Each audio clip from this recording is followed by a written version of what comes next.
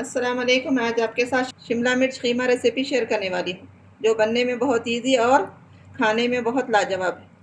मैंने चूल्हे पर पैन रखा है, उसमें 6 टेबल स्पून ऑयल ऐड करूँगी। अब मैं इसमें ऐड करूँगी बारीक चॉप की हुई प्याज, 2 मीडियम साइज़ की।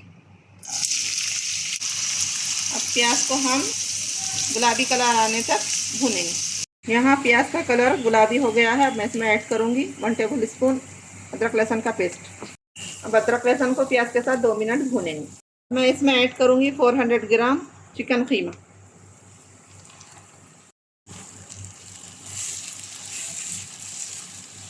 अब मैं कीमे को 2 से 3 मिनट भूनूंगी। अब मैं इसमें ऐड करूँगी मसाले।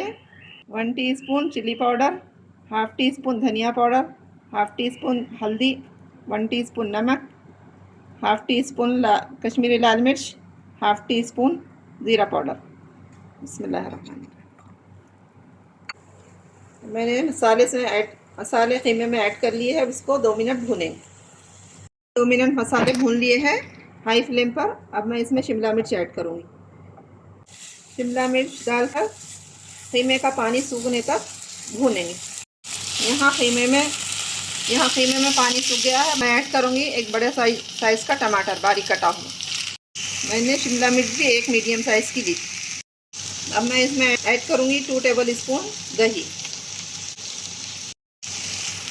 डालकर हम अच्छी तरह से मिक्स कर लेंगे और इसको ढककर 2 से 3 मिनट पकाएंगे। टमाटर पकते हुए 2 से 3 मिनट हो गए हैं। अब मैं इसमें हाफ़ कप पानी ऐड करूँगी। अब ढककर मीडियम फ्लेम पर 5 मिनट पका लेंगे। टमाटर यहाँ गल गए हैं। अब मैं इसमें कसूरी मेथी थोड़ी क्रश करके डालूँगी। 1 मिनट पकाकर हम फ्लेम ऑफ कर देंगे।